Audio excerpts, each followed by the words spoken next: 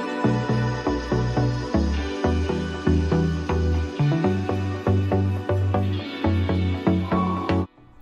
guys, Video here. Welcome to my YouTube channel where I review African literature.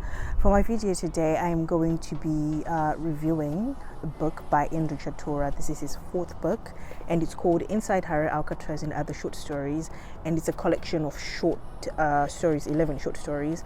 And if you've been watching my videos, I think you're pretty familiar with some of Andrew's work. So this is his fourth published book, and I think it's his first anthology.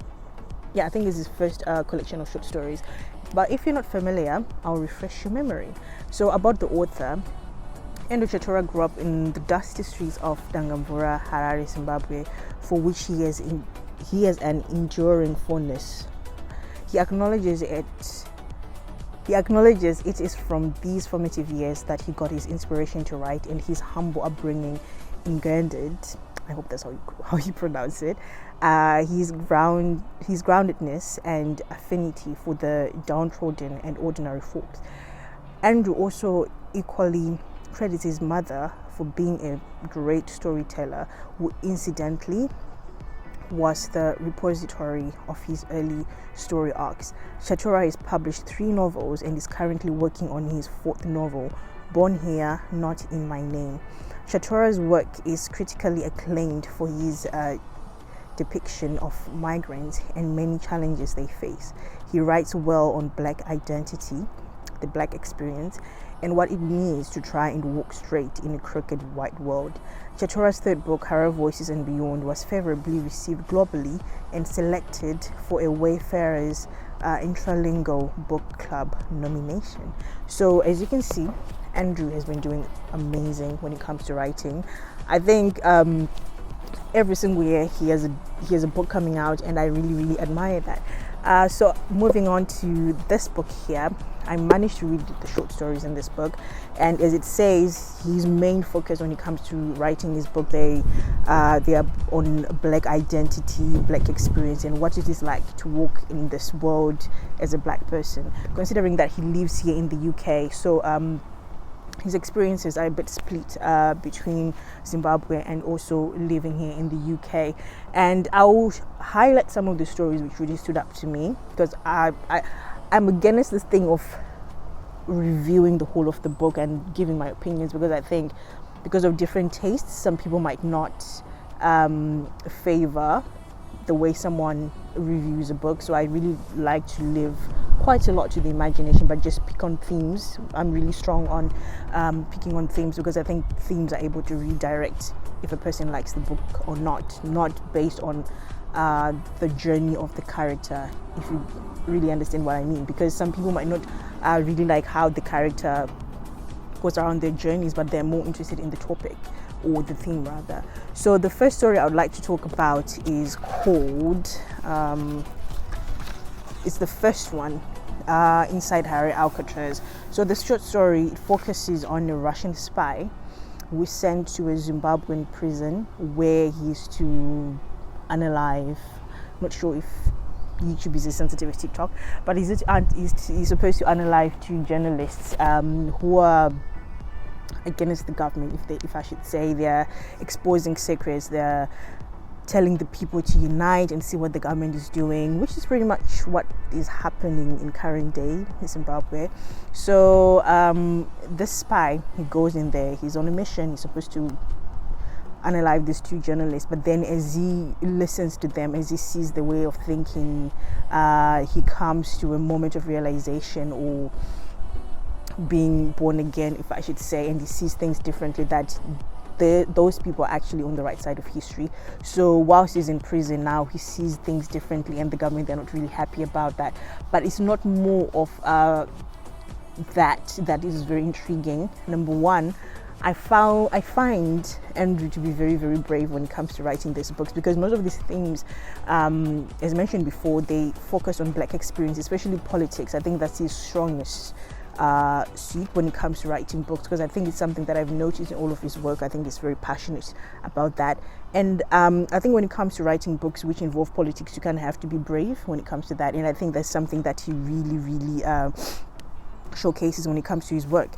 he has these two journalists who actually have very, very identical similarities to some of the journalists who were in prison in Zimbabwe, so it kind of mirrored in a way.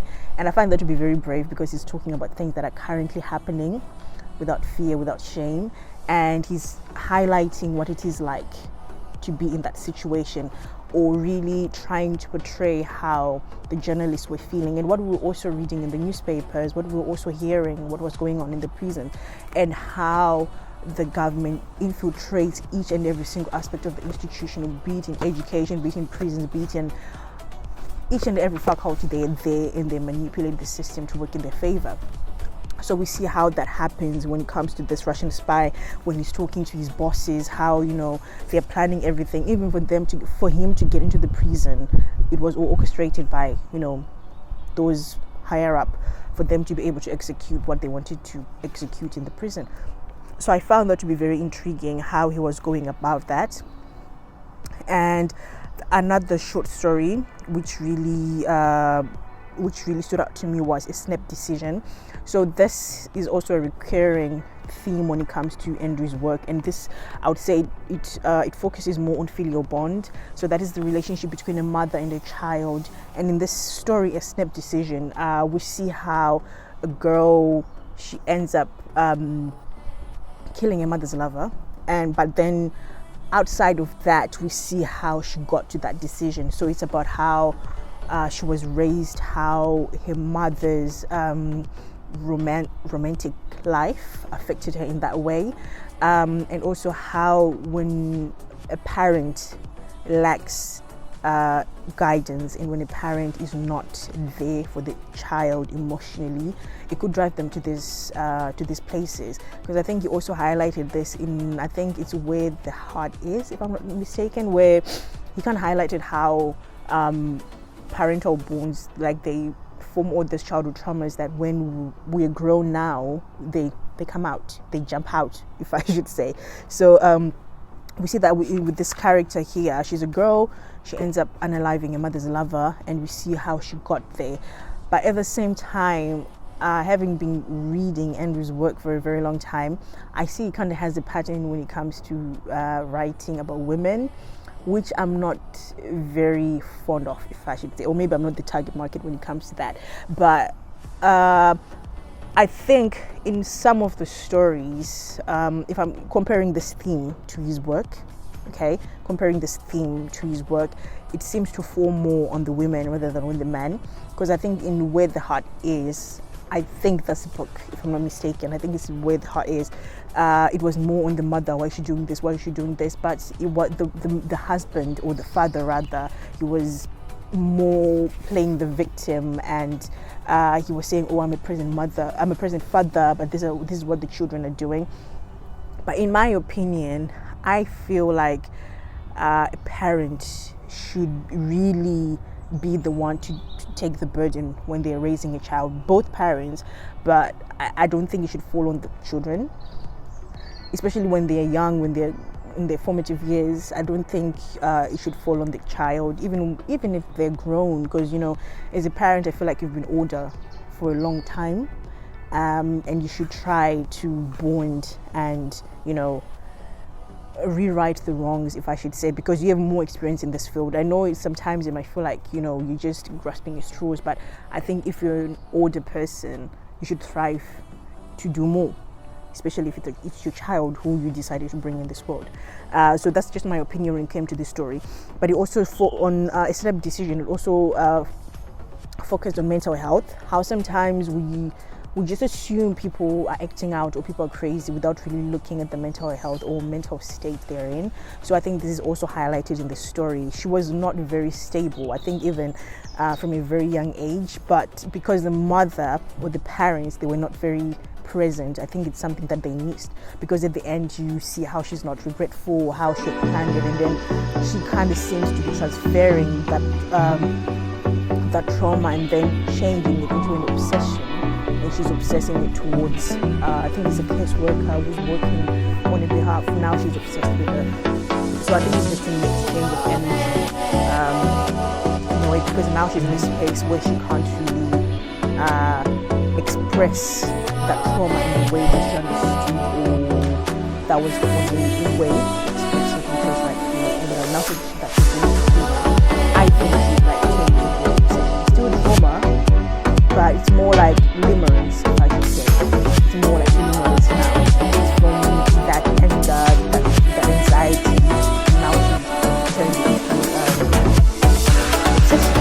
so that is also another story.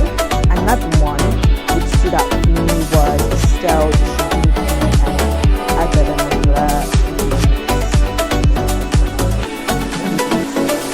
but this one, it also has like some historical factors in there. I think it took place, I think, in the 80s, just after independence, I think, if I'm not mistaken.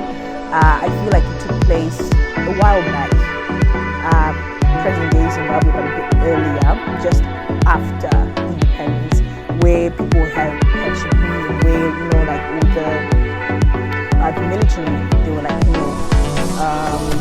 the helm of everything that was going on.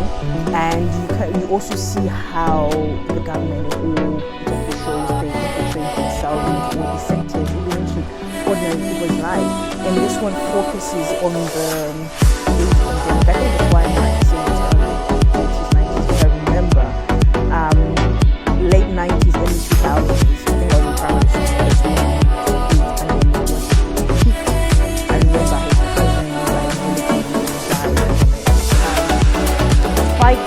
it's not as vivid now, because I was primary school. We just heard, they were sick. But I never really understood until I grew up now. Like, okay, that's what it was.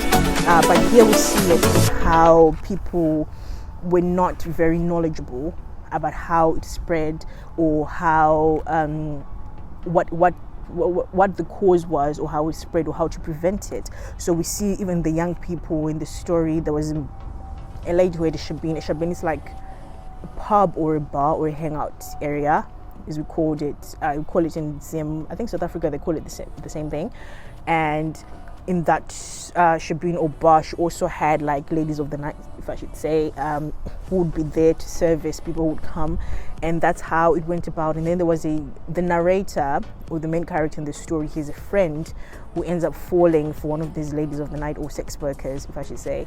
And he gets sick, and his parents, they're like, oh my gosh, you should talk to your friend for him to stop doing this and this and this, which I do understand. But I think it was such a huge burden to put on another child, to tell the others that, you're not supposed to be doing that. I understand that, as a friend, you can talk to your friend, but again, I feel like as a parent, you should really put your foot down and say, you need to stop doing this. This is what's going to happen, this is what's going to happen. But again, I'm not a parent. Maybe I'm looking at it from a different point of view. I wouldn't know, but I'm just trying to like see it from a different perspective, that I don't think them putting it on another child to bring back the child to his senses, I feel like it was a very heavy burden, because he didn't end up listening anyway until he got sick. And I think he died. So I think that's another thing that really stood out to me. I think kind of like a lack of accountability, I should say. But that's how I saw and how I understood it. Another story which I really liked was I liked Black Britain. Black Britain, it's about a young man who understands the racism in the UK when his father or his family, they are stopped by the police when they are driving. The reason being, they're driving a nice car and they're black. So I think it really awakened something in him to say, oh God, I'm in the UK. As much as I'm a British citizen, I'm a second-class citizen. So I think that really opened his eyes. And then when he grew up, I think he wanted to study law. But then even he was seeing that even in all these faculties, everything that like racism is engraved in each and every single aspect of life. When you're walking, even if you're like the richest person ever, even if you have like you're on the billionaires list, when you're walking in the streets, you're a black person. and I think that was quite a rude awakening. And then when he was also fighting for people who were less fortunate, I found that to be very commendable, because he was not only oblivious to, to racism, but also classism when it comes to racism. So I really enjoyed that part, that this young man, he's quite aware. I think it was at the age of 13 when he was aware of this, and I think it must be a huge toll on parents. When you see your child at a very young age, they have to be conscious very, very early. I think it's quite sad, that you have to teach your kids at such a young age that you were born here, probably the parents were born in this country, yes, you're a British citizen, yes, you have the accent, yes, you have access to all these things, but it seems like there's a division, like there's an invisible line which is quite visible, which you can't cross over just because you're British, you're still black at the end of the day. So I think that was actually quite eye-opening. Another story, I think it's Smoke and Mirrors. Yeah, I think it's Smoke and Mirrors, which focuses on housemaids, especially when it comes to Zimbabwe, how they are treated. Because in this story, it's quite diabolical, if I should say. The spin around it, I was just like, oh, okay, I see what you're doing here. Because I think most times the stories, you kind of know where it's going, how people mistreat maids, how they go about it. It could be they don't pay them enough. It could be the way they treat them. I remember I once heard a story where this lady, she got a helper or a maid. I think in this story she's referred to as a maid, if I'm not mistaken, because I think some people, they're quite sensitive to that, someone being called a maid. But in this story, it's a maid, and she finds a job because she was supposed to be married off to someone else. She was quite young, she didn't want that, so she ran away. She was helped by someone to run away. She got the job. When she got there, the household is a very, very funny household. There's no child, so she's just working for the husband and the wife. And then she falls in love with the husband, but the husband doesn't tell her that they're in an open relationship. And the wife, she's quite vengeful because they were in an open relationship, but she wasn't expecting the husband to fall in love with the maid. So it's more of like what the girl goes through. Here she is, she's thinking she's made it, she's found someone who loves her, and she kind of gets an attitude towards the wife, but how it ends, I did not see it coming. And it kind of seems like it was already a ploy from the beginning, before she even knew, they'd already planned it. And the man had not told her that this is what was going on.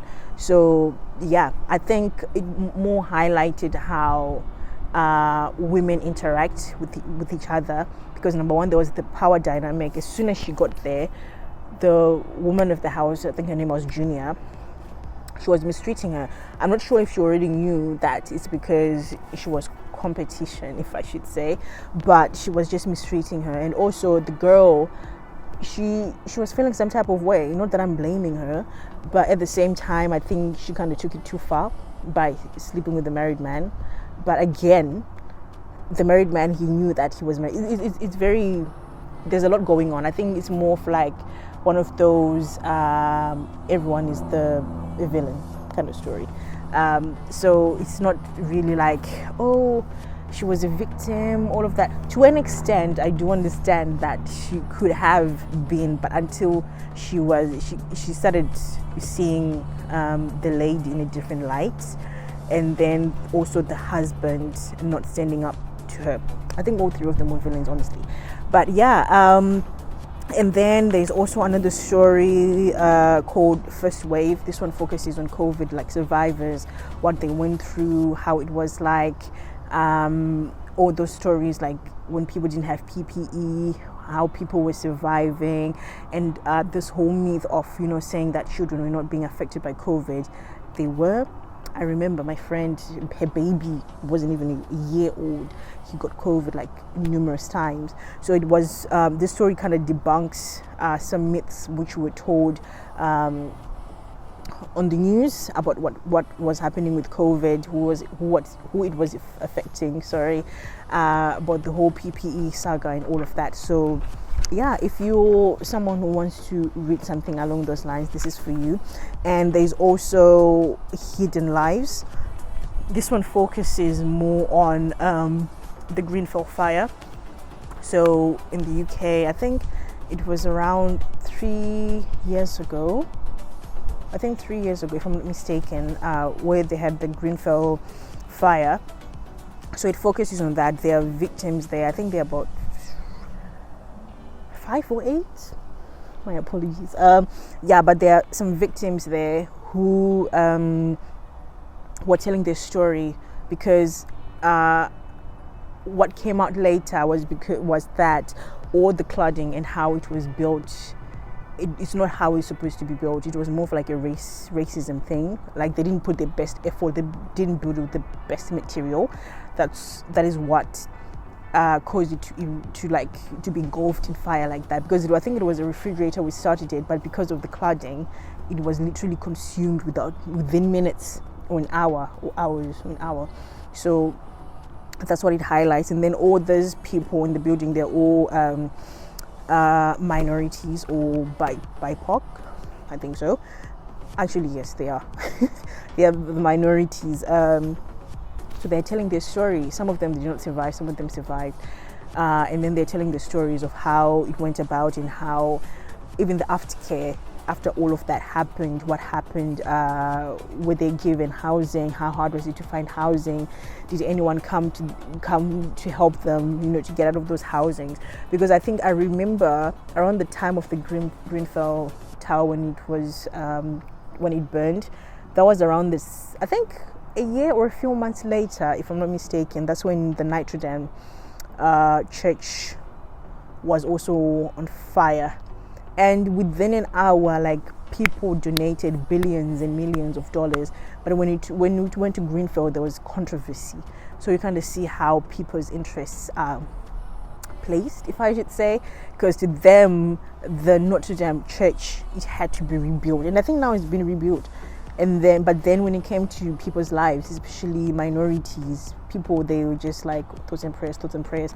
I do understand thoughts and prayers, but at some point, thoughts and prayers can go a long way. But if you can help financially, because in this situation, I think finances what was needed at that point in time. So I think End really does an amazing job highlighting that. And then the last story is why you use Shona names. This one spoke volumes to me, because I remember when I came here and people were saying, oh, why can't you just use your name Diana? I was like, no, I prefer my name Rudo. I've been called Rudo for a long time. Rarely do people call me Diana or Mashita, which is my third name.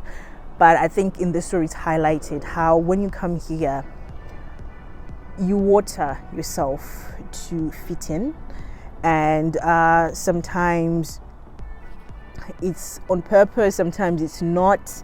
Sometimes you don't even see it coming until you're like, oh wow, okay, this is what I'm calling myself now. This is where I am, even mentally. How that thing of not using your native name, if it's your first name, just because you want to fit in, or maybe because you don't want it to be hard for white people to pronounce your name. So I think it really highlights it in his story. That's most of the stories when it comes to this book. I highly recommend it. If you're someone who really likes politics, I recommend all of Andrew's books. I think you were the target market for it. If you're someone who likes black identity, black excellence, if you just you want to explore what it looks like, even as a Zimbabwean, if you've come to the UK, you want to explore what it looks like, I recommend his work, because I think he's really tapped into that theme or that space of writing. And so that's it from me from this video. And I'm also doing a book giveaway, so I'll put the details below this video. If you want to win a copy, I will let you know how to go about it, and then you can have a free copy of Harare Alcatraz. And this is only limited to people in the UK, only because the shipping, I've tried shipping outside of the country and it was not favorable. So if you're in the UK, by all means, please do apply. So thank you so much for watching this video. I hope you enjoy, and I hope you'll be able to support Andrew's work. Support Zimbabwean writers, you guys. Support Zimbabwean writers. We're doing our best to write stories that we want to read, and that we also think that, you know, people from Zimbabwe and Africans, and even those who are in the UK, are interested to know about Zimbabwe. So thank you so much, and I hope you enjoy. Bye.